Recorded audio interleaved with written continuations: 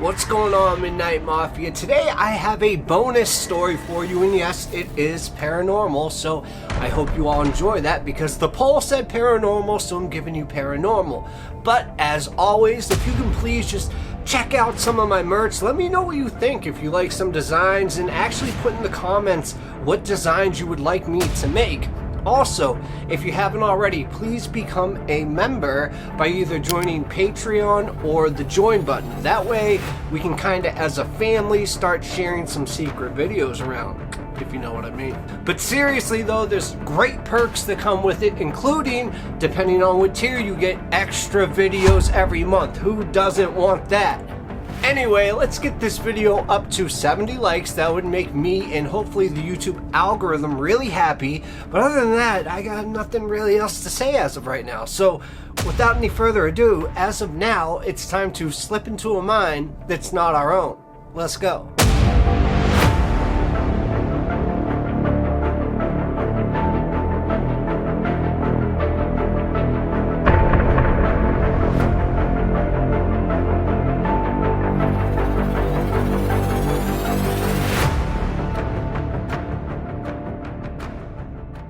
Captain Eugene Tollefson and First Officer John Waller were no strangers to the unexpected.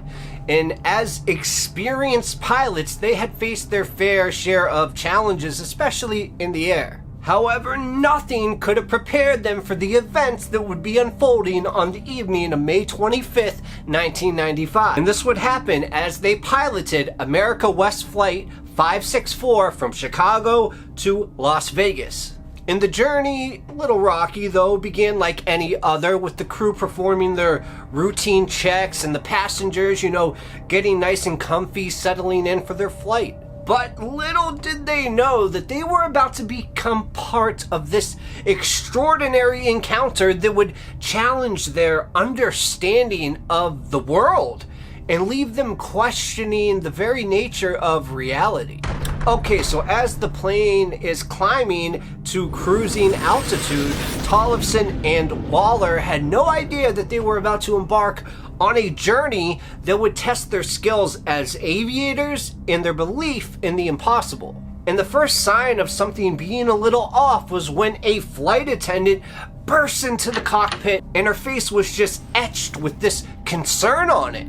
She reported that she saw, along with several other passengers, that they've been noticing these strange lights in the sky moving in ways that defied explanation and logic. So Tollefson and Waller, kind of intrigued by this report, peered out of the cockpit window, expecting to see nothing more than just a few usual stars and the city lights that were below. Instead, they were greeted by a sight that sent shivers down their spine. Off to the right, where they looked at the 3 o'clock position, was a series of bright, strobing lights moving in a counterclockwise direction. And the length of this object was unlike anything they had ever seen before. They said it was stretching out across the horizon in an impossible display of size and power. So Tollefson and Waller, both experienced pilots, were strictly at a loss for words. I mean, they had never encountered anything like this before, and they knew that they needed to report the sighting to air traffic control immediately. So Waller quickly grabbed the radio and he called in, describing these strange lights and asking if anyone had any information at all what might be going on. And to their surprise, air traffic control had no idea what the pilots were even talking about. I mean, they checked in with the nearby Cannon Air Force Base, and they reported that no weather balloons or any other objects were in that area at all. And now the mystery deepens as the controllers confirmed that there were no radar detection of any object in that area, despite its massive size and close proximity to the plane. And as the minutes just kept ticking by, these lights continued to just dance and bobble in the sky, moving in ways that defied the laws of physics. And it was at this point that the passengers began to murmur and point at it, and their excitement was slowly turning into fear as they realized that something truly extraordinary was happening. So Tollefson and Waller, their hearts now pounding in their chests, knew that they had to take action. They couldn't risk the safety of their passengers, but they also just couldn't ignore the incredible sight before them. So, like any good inspector would do, they tried to get a closer look, carefully maneuvering the airplane to get a better view of the object. And right as they approached, the lights seemed to grow brighter and more intense. They were pulsating with this energy that was almost palpable, and the passengers, now fully aware of the situation, begin to panic, and their screams and cries start filling the cabin. And with Tollefson and Waller, with their training kicking in, they did their best to calm down the passengers, even as they themselves were gripped by a sense of dread and terror.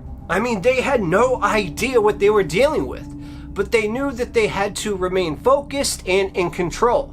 And then suddenly, without warning, the lights began to move towards the plane at this incredible speed. Tollefson and Waller at this point, their eyes wide with disbelief, just watched as the object was getting closer and closer. And believe it or not, it closed the distance between them in a matter of seconds. And the passengers that were now in a state of full-blown panic began to scream and cry, and some of them even fainting from the sheer terror of the moment. So Tollefson and Waller, their hands gripping on the controls as tight as they could, knew that they had to act fast.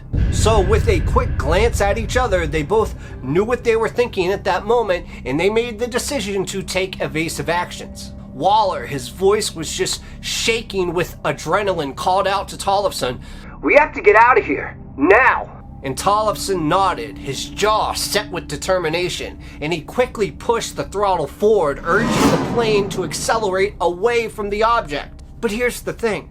No matter how fast they flew, the lights seemed to keep pace and be right beside them, matching their every move with this precision that was almost supernatural. And at this point, the passengers, their faces were pressed against the windows, watching in horror as the lights just kept dancing around the plane, coming so close that they could almost reach out and touch it. Tollefson and Waller at the moment, their minds racing with these possibilities, knew that they had to do something drastic, because they couldn't outrun the object, and they couldn't risk the safety of any of the passengers on board. So in a moment of pure instinct, Tollefson made the decision to try and communicate with the object. So he grabbed the radio and he began to speak.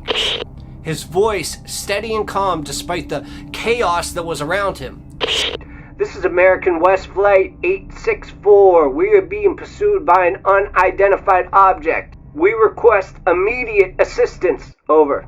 And then there was a moment of silence, broken only by the sound of the engines and the muffled cries of the passengers. Then, to everybody's amazement, the lights began to change color on the craft, shifting from a blinding white to a deep, pulsating red. Tollefson and Waller at this point just kind of watched in awe as the object began to move actually away from the plane. Then, like straight out of a movie like Star Wars, it went light speed and zipped into outer space in a jaw-dropping moment. And yes, this is a real story. They couldn't believe what had just happened, but they knew that they had just witnessed something truly extraordinary. Also, guys, I forgot to mention this at the beginning. Make sure to find the hidden clue in this video to be entered into the giveaway. I usually make it a like button, so maybe that'll help. Okay, so as the object now finally disappeared from view, Tollefson and Waller were left with a sense of both relief and amazement. I mean, they had just experienced something that most people like me could only dream of, and they knew that their lives would never be the same ever again. And the passengers at this point, still shaken by the encounter, began to chatter kind of excitedly, their fear kind of giving away to this sense of wonder and disbelief now that the immediate threat was gone. I mean, come on.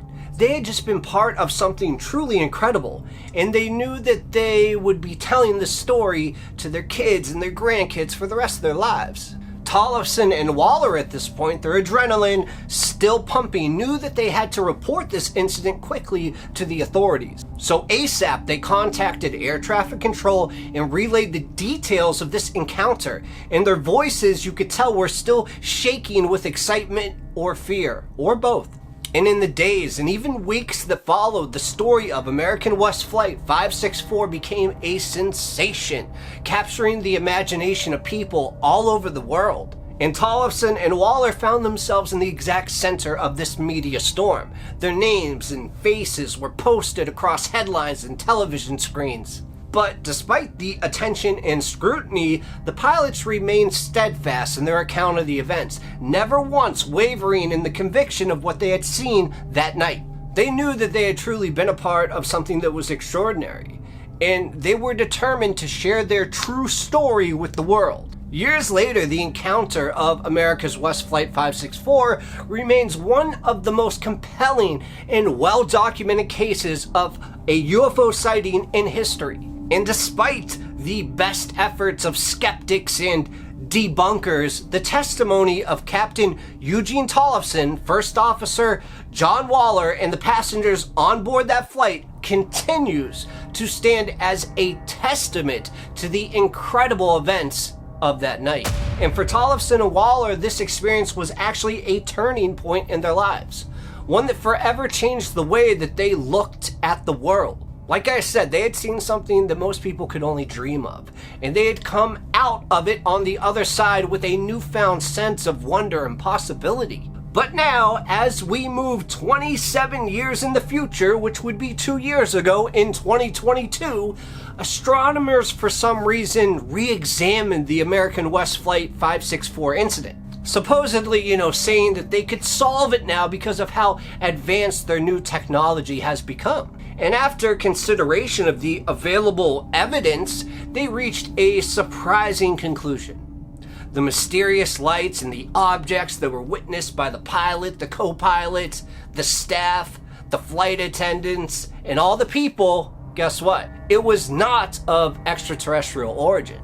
Nope, but rather a rare and fascinating display of celestial bodies, such as bright planets, stars, or even a meteor shower. Now, it's up to you to determine if you actually buy this explanation, but anytime a government entity says, 10, 20, or 30 years later, something different happened, like in the case of Diatla Pass, for example, red lights start flashing in my head, and all I can think is, this is how they decided to cover this up. In the end, the legacy of the American West Flight 564 is one of a mystery and wonder. A reminder that there is still so much that we have yet to understand about the universe that we live in. And this is a story that continues to captivate and to inspire, inviting us to keep our minds open and our eyes turned maybe not towards the ground where we're walking or the phone that we're watching, but to the skies where we once used to look all the time.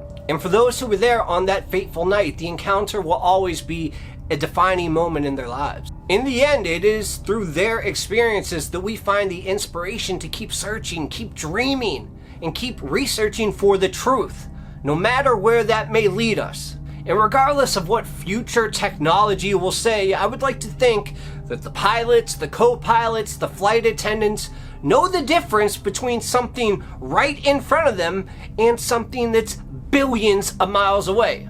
But then again, that's for you to determine. That's all I got for you guys today. Let me know in the comments what you actually think happened, and if you have any extra information on this case. I'll see you guys next time. Cheers.